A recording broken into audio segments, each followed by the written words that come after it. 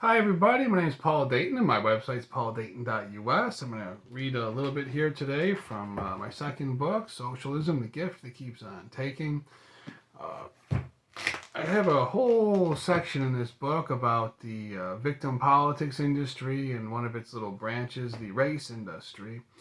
Uh, and within that, we cover slavery as one topic, slavery around the world, its pervasive and persistent existence for all countries, all eras, all varieties of skin tone. But this particular reading in today's video is going to focus on the United States of America, and it's the subsection entitled Colossally Expensive, So-Called Free Labor. We begin.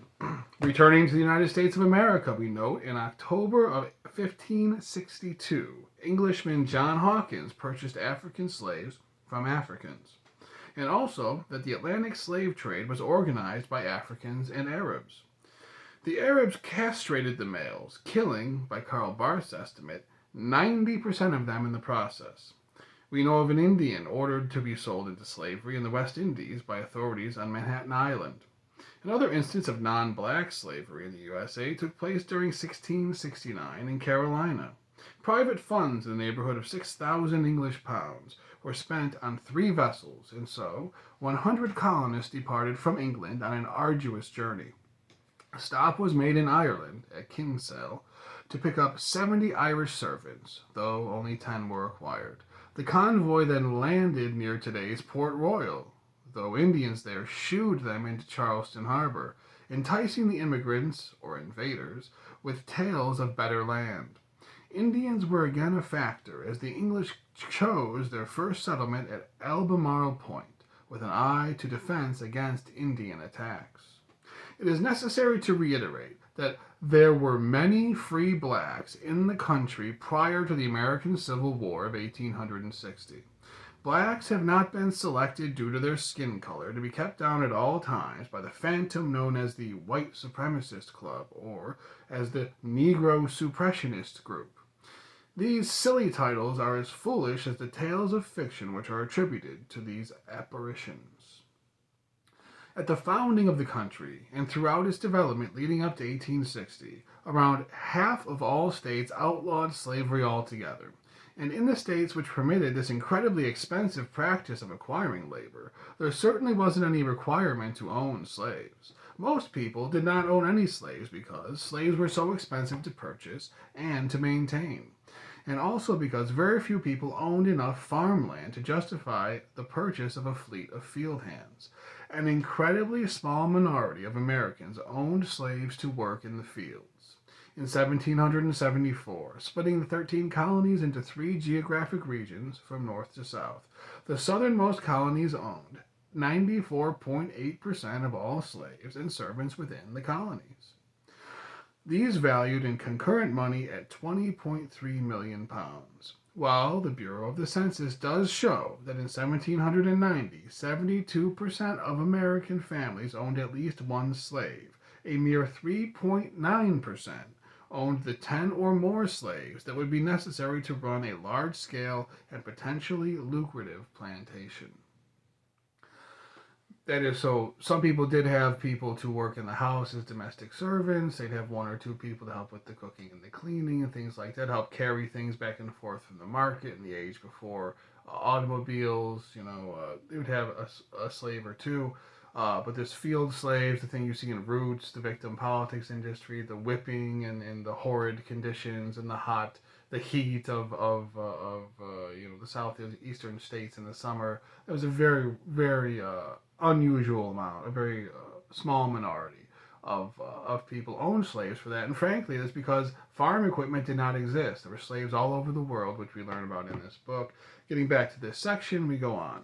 Many American Indian nations, the Iroquois and others, were perpetual slavers for centuries. And it directs you to part 5, page number 300, as well as page number 345 to learn more. And this behemoth of a book. But we get back. During the last quarter of the 18th century, the USA was formed and slavery was forbidden in these lands. In 1774, Thomas Jefferson complained to the King of England about the Crown's refusal to permit the colonists to abolish African slavery, and also their attempts to ban the importation of new slaves and to tax the slave trade so heavily as to create a virtual embargo. Jefferson lists these specifically in his A Summary of View of the Rights of British America. In 1778, Jefferson proposed successful legislation to ban importation to Virginia of new Negro slaves, passing without opposition.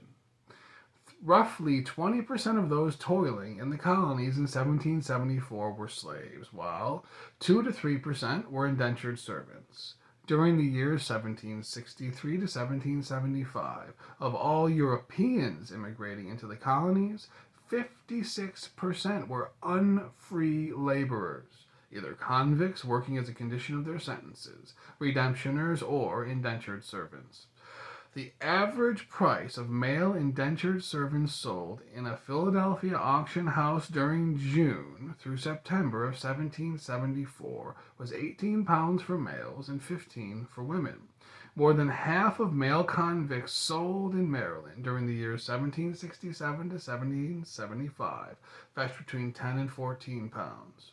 As you can plainly see, slave labor was not free of cost labor, simply because the labor was not paid for with wages. Buying the unfree labor was certainly not free of charge. At Nashville in 1790, an advertisement read, "A 28-year-old Sawyer, a man, 250. 32-year-old woman, 150. 3 underage bring the total for the family as a package to 710 pounds. To provide the reader with a sense of proportion, during the year 1797 to 1801, theft of anything over $12.50, now we're converting pounds to dollars here, so it's a little mixed up, but it's the information I have. The theft of anything over $12.50 was considered grand larceny in New York.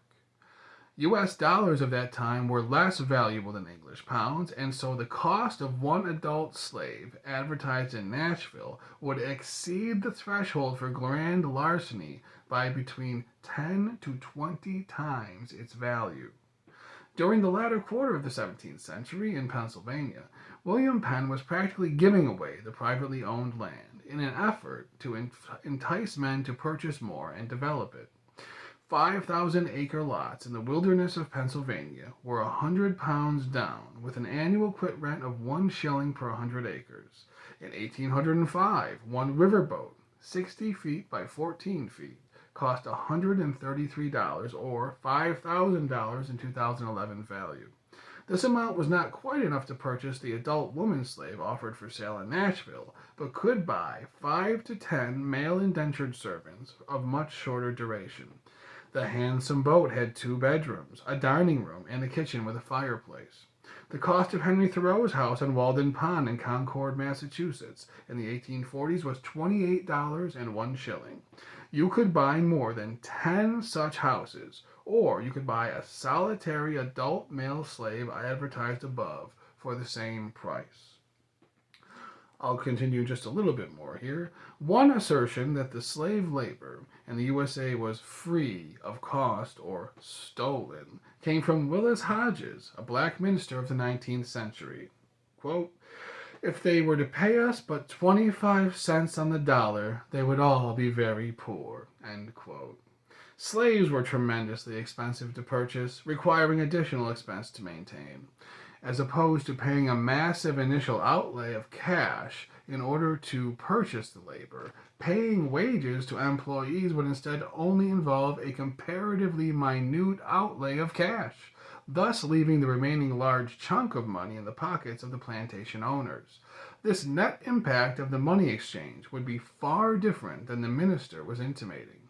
Also, the change in likely productivity, as wage earners have been shown to be more productive than slave laborers.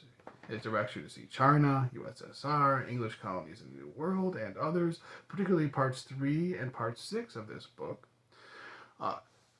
Wage earners have been shown to be more productive than slave laborers, would positively impact the return for the plantation owner. thus fattening his pockets in comparison to the profit realized as a result of the productivity yielded by the same laborer as a slave. Nothing about the minister's statement rings true. And finally, for this section, another quote, "We have been working all of our lives, not only supporting ourselves, but we have supported our masters, many of them in idleness." End quote. An unnamed ex-slave dimly states that, quote, "We used to support ourselves and our masters too when we were slaves, and I reckon we can take care of ourselves now." End quote. Slaves in that era were to farms what modern farm equipment is today from an investor's standpoint. The purpose of making the investment is to increase output in production while decreasing input in terms of exertion on the part of the investor. The money supplies the muscle. The farm owners simply hire workers or machines to perform the work and will be spared the enormous out-of-pocket costs involved with purchasing and caring for slaves, instead able to make comparatively much smaller weekly payments to wage earners. The owners were supporting themselves and had been throughout the duration of the slave ownership, just the same as if they had paid for the powerful mechanized farm equipment used today. The assignment of undue burden, which is affixed to such people, is an insult to the actual oppression that they endured while living as a piece of someone else's property, instead of as their own property as a free person lives. For the congregation of the victim politics industry to advocate socialism, which revokes one's status as a free person and which renders that person's life as no longer their own property, is vexing. With that, we conclude that reading of this section from Socialism, the Gift That Keeps on Taking. My name's Paul Dayton. My website's pauldayton.us. Thank you for joining me, and I hope you have a great day.